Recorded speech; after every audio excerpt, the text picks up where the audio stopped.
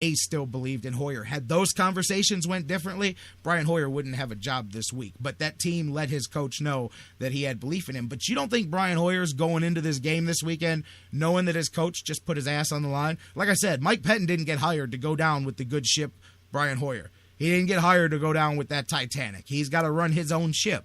So he put himself on the line here by making that decision, by making the move that he made this week, or not making the move, depending on how you want to look at it. He put himself there, square in the middle of it, and he's going to deal with the consequences. So now look at Brian Hoyer. He knows that. He knows the situation that his coach put himself in for him. He knows the situation that his teammates put himself in for him. They all went to bat for him. That got him this opportunity to go out here in front of the home crowd and do his thing and hopefully help lead this team to victory against all odds, because they've got more injuries. We'll talk about all of that as the show goes on. But against all odds, go out here and beat a good Indianapolis Colts offense, especially, even though I think their defense is actually very effective for what the Browns need this week, which is a chance to get rolling offensively. But knowing all that stuff that I just said, I mean, the kid, he either shows up or he doesn't. Now, if you say it's too much pressure and he's worried about the hook, well, then how could you play in the playoffs? How could you play in a Super Bowl? If you're worried about that, then you can't handle the pressure. And that's where I'll say, hey, you folded under the pressure. Brian Hoyer, I was with you, but you folded under the pressure. But now, I mean, he knows it. Not just internally, what you put on yourself, but he knows. For real, this isn't lovey-dovey stuff that I'm talking about here. This isn't euphemisms. His coach looked him in the eyes and said, hey, man, I'm going with you. I'm putting my ass on the line. Your teammates stood up for you. They put their ass on the line for you. Let's go play some football and let's go win a game. If the kid can't come out and play after that, he can't ask for anything more than what he got from this franchise. So if he goes out here and he plays and we win, or if he plays and we lose, whatever. If he goes out here and balls out and this team plays good football, then that's all you can ask for. And if they don't, like we've been saying, the rest of it takes care of itself, because at that point you're eliminated. Time to start moving forward, and nobody's going to make an argument, and then it really is Johnny time. But keep that dynamic in mind. That's how this kid's going into this game. So let's see what he does. I think it's very interesting, because I was telling somebody last night, he rises from the dead every time. You just can't kill him. It's like, I'm not trying to be disrespectful. It's like a roach. You can't kill him. They survive. They will survive a nuclear attack. And I'm being a little bit sarcastic here. But point is every time he's down on the mat for 9, he pulls up at 10. Every time Johnny's putting the helmet on, he runs to the line and throws a touchdown pass or leads a drive or whatever. And even he joked yesterday about how Kyle Shanahan has said that several times this year. Maybe we should have Johnny warming up and get him on the field more often, because you play better the minute that happens. So all of that being said, it's right there. Kid, go out there and take everything you want, or everything will take care of itself. But one thing Brian Hoyer can't say is that the Browns didn't give him every opportunity and that he did not. Now, you can't cry about injuries. You can't, even though those are all excuses that can be made.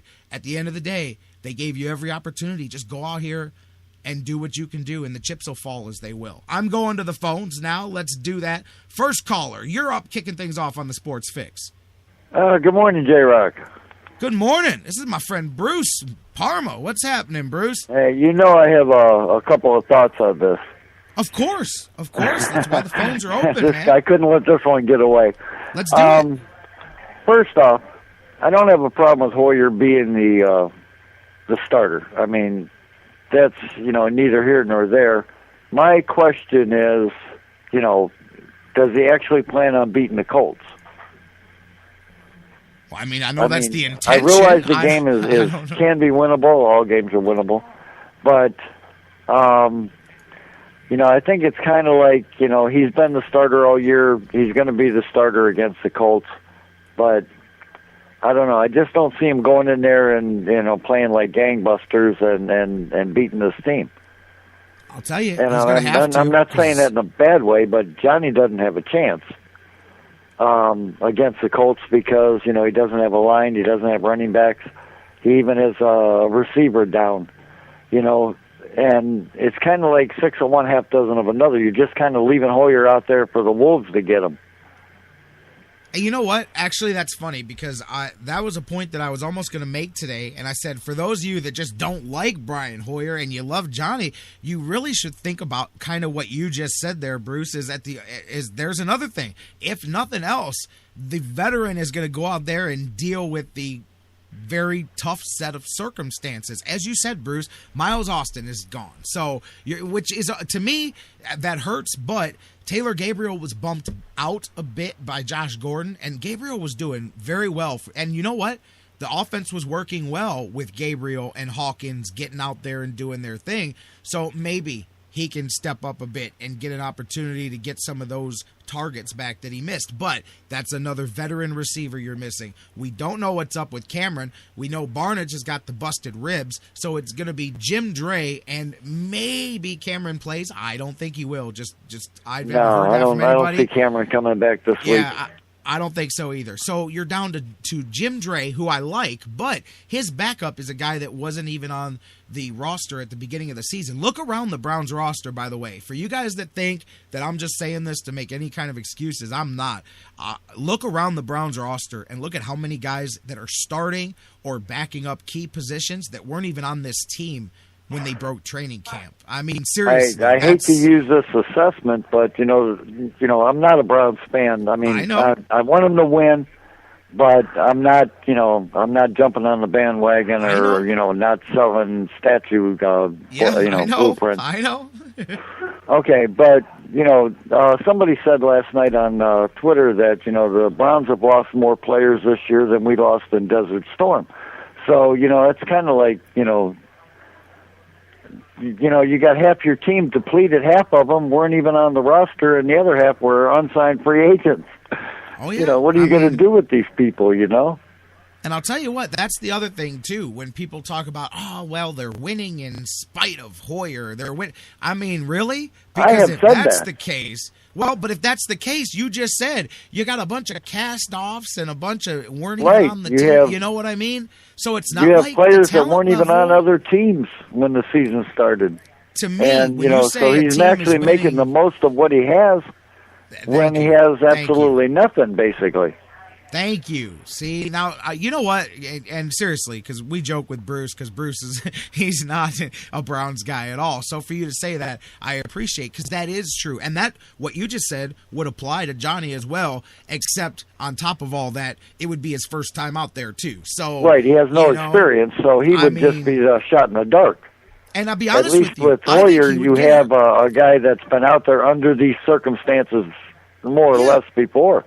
Or even a Johnny with a year under his belt under these circumstances is different, because if you want to see the best of Manziel, this week is not going to give it to you. And I just think, look at what happens when things get out of control. I know people will say, well, that's when Johnny plays his best. Yeah, but that's also when people get seriously injured because of the craziness of things getting out of whack. Now, when the Browns are used to that, that's great. And when they're ready for him to play, so be it. But I just see this as a kid who's going to go out there and he's going to try to do too much, just like anybody.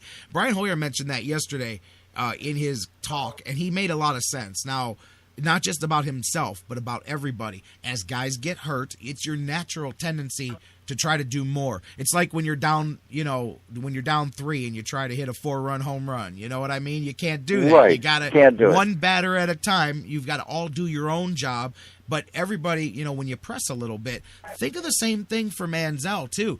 First game, trying to do a little too much, that's how you get hurt. That's what I'm saying. Not just because he runs around, but he gives that extra effort. He tries a little bit harder. He dives head first. I'm just saying, all of you people who are criticizing the Browns right now and criticizing Mike Pettin, I say 2 things. Number 1, bro, if the Browns at this point still made the decision that they made, what does that tell you about Johnny's readiness to play football?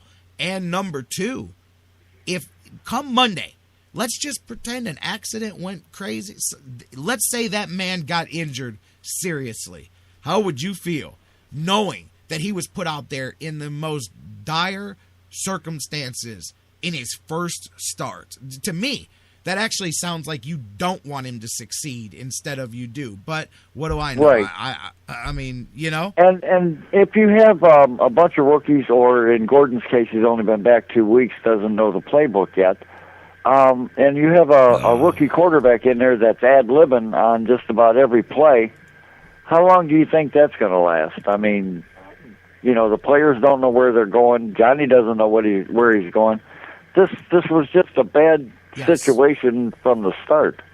Basically, Pettine, I know what happened. He opened it up by making the switch, but I think people looked too much into the switch. They were trying to get a spark, but that game was 20-3, but it may have been 40-3 based on the way the game was being played, even though it was only 17 points. So to me, that's the equivalent of pulling your guy and saying, it's pulling the goalie and saying, you know what, we need a miracle at this point. It's a good chance to go out. Somebody earlier in the week made that point. Isn't that what you wanted, is for the Browns to be getting blown out, either getting blown out or blowing the other team out so that you can get the kid out there when it doesn't matter and go see what he can do. But I do caution people in saying, and Mike Pettine brought this up, he said, we do recognize that A, the Bills weren't trying very hard, and B, when they did, they adjusted very quickly to what he did. Second time out there, it was a different story. And I'm not saying that Johnny won't win some and lose some, because he will. He'll win some and he'll lose some, but you know, keep that in mind as well, too. Buffalo adjusted relatively quickly when you're working with such a limited playbook. And that's what he would be. You know, I said it yesterday, Bruce, and you and I have talked about this off the air. In college, he was running 3 variations of 3 plays. You know, I mean, you go long, you go short, you go middle, maybe I'll run. I mean, those were all the permutations of that offense there. There wasn't. And not only that, but maybe I'll run and throw it while I'm running. So, yeah, you know, and that's cool. Again, I'm excited to see what his potential is when that time comes. But I just think, even if you're a Manziel guy, the Browns did you a favor not starting him yet. And trust me, if he was ready, this conversation wouldn't be happening. If he could play, like if he could be out there right now, he'd be out there right now, you know? Okay, now getting back to my original point about Sunday's game, you know, and not beating the Colts, you know, I don't see him beating the Colts. That's just me, though. I pick them every week to lose. But, you know, with Hoyer going out there, compared to Manziel being out there. All right, now Hoyer is the experienced guy, and supposedly he has the grace of the clubhouse behind him. Okay, so everybody's going to be up for this game. Now my point is that, you know, what happens if he doesn't win? And, you know, pretty much saying, you know, well, we don't actually plan on winning, but we're going to put you out there anyway. You know, if you're not planning on winning, why didn't you just start Johnny? Absolutely, and I think that also says there, and Joe Thomas brought that up specifically. He said, to me, when you put the rookie out there, you're telling us that you don't believe that you've already thrown in the towel. And that is the swing to me. When Mike Pettine talked to his guys that he trusts, when he went to Hayden, when he went to Thomas, when he went to Dansby, when he said, listen, guys, what do you guys feel? How's the locker room feel? And they look back and say, hey, man, you're giving up on us if you go with the kid. We're not looking to get ready for next year. We think we can win this year, and we think Brian's the guy. I think that was the swing. That was it. When his other players looked at him and said that, he said, then my decision's made. I'm gonna let him go out there and go dance with who brought you, you know? Right. You dance with the one that brought you, but you don't, like I said, you know, you don't throw the sheep to the wolves, you know? Yep. And that's exactly what Johnny would have been. He would have been just, you know, mauled, because he had nothing, no help in any direction, you know, with everybody being hurt. So, absolutely, you know, you got to go with the experienced hand, and you got to hope for the best, you know. You got to hope that the Hoyer from the first 6 weeks comes back. And that's just it, you know, and we'll see. And again, and you heard before you called in what I was saying, and I do believe that, I mean, look, I'm an athlete, I'm a competitor. A lot of you, even if you're not athletes, you've been competitive in various things, or if you've got that competitive spirit, then you know where I'm coming from with that. I can tell you this, whatever the kid's got, I can say you can expect him to go out there and do it on Sunday. And if the excuse is the pressure, and I get that, if he's looking over his shoulder, okay, but if he's worried about it on week 14, then he will be worried about it on week playoff or on week Super Bowl. You know what? In the future, what that means is that you get